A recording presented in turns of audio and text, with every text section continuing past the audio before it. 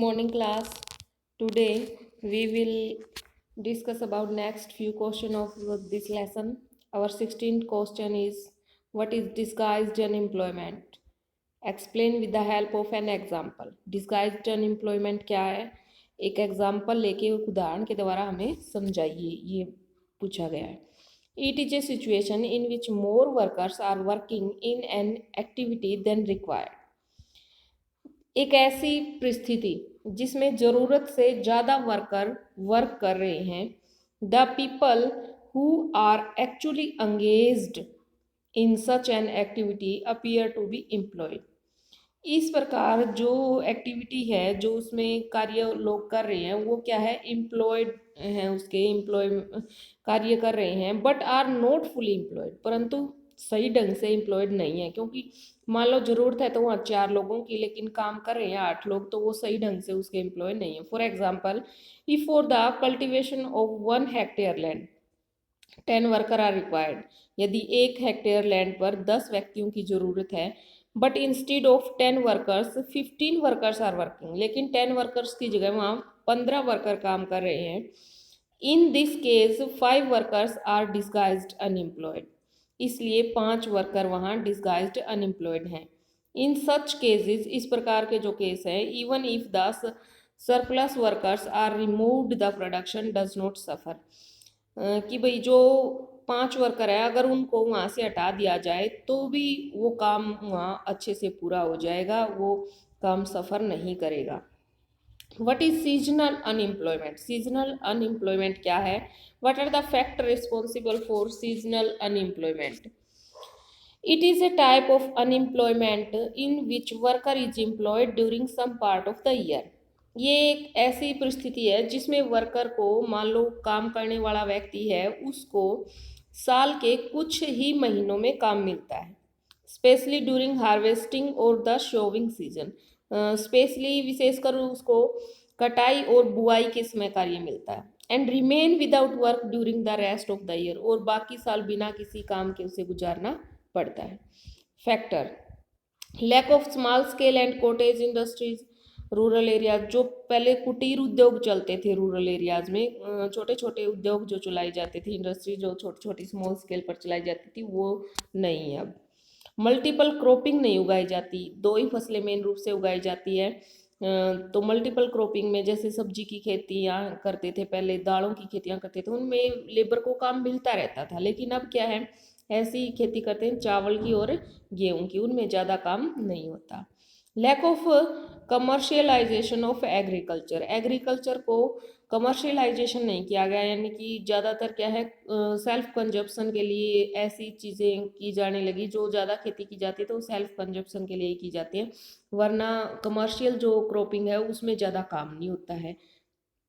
पहले क्या होता था, जो कमर्शियल क्रॉपिंग होती थी उसमें ज़्यादा कार्य होता था, अब ज़्यादा मशीनों से बढ़ने लगा वो कार्य. नेक्स्ट है, explain the employment scenario in the 3 sectors. जो एम्प्लॉयमेंट स्कैनरियो उसको 3 फैक्टर में बांटिए. फर्स्ट है primary sector. Agriculture is the most laboring absorbing sector of the economy, but it is facing disguised unemployment. It does not have any capacity to absorb more worker, so surplus worker are moving to secondary and the tertiary sector. जो agriculture sector है उसमें सबसे ज़्यादा labouring sector वो माना जाता है, labour absorbing sector माना जाता है, परंतु आजकल उसमें डिस्गाइज्ड अनएम्प्लॉयमेंट देखने को मिलती है. इसलिए वहाँ जो लोग थे अब वो सेकेंडरी और टर्सरी जो सेक्टर है उसकी तरफ जा रहे हैं काम की तलाश में.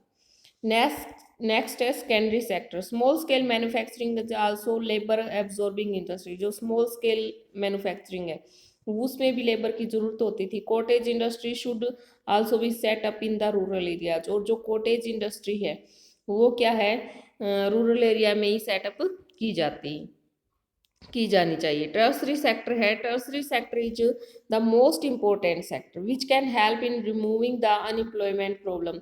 वो क्या है, रोजगार देता है, बेरोजगारी की समस्या को ख़त्म करता है. जो टर्सरी सेक्टर है नई नई सर्विसेज पैदा करता है, जैसे बायोटेक्नोलॉजी की, इंफॉर्मेशन टेक्नोलॉजी की, वो अलग अलग जो सर्विसेज है वो पैदा करता है.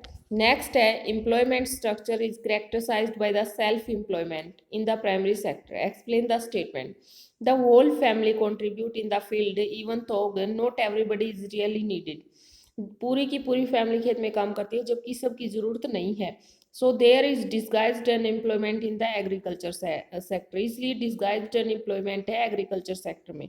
All the family also have a share in what has been produced, सभी फैमिली का उसमें हिस्सा होता है जो प्रोड्यूस किया जाता है, जो प्रोडक्ट तैयार किया जाता है।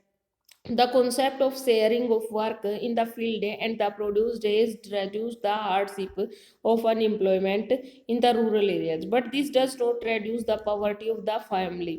क्या है कि ज़्यादा लोग जब खेत में काम करते हैं तो काम तो कम हो जाता है, उनका हार्ड वर्क तो कम हो जाता है, लेकिन क्या है पॉवर्टी को ये दूर नहीं करता, पॉवर्टी को रेड्यूस नहीं करता।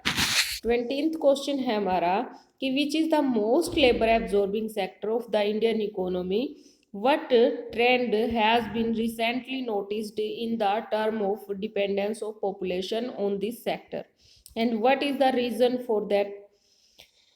ये कह रहे हैं कि सबसे ज़्यादा लेबर एब्जॉर्बिंग सेक्टर कौन सा है इंडियन इकोनॉमी में, और क्या जो रिसेंटली नोटिस किया गया term of dependence of population में इस सेक्टर में, तो वो क्या रीज़न है उसका।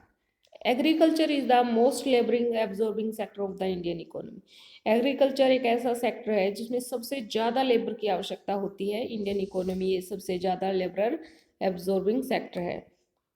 इन रिसेंट ईयर, अभी कुछ सालों में there has been a decline in the dependence of population on agriculture, जो डिपेंडेंस थी जो निर्भरता थी पॉपुलेशन की एग्रीकल्चर पर वो कम हुई है।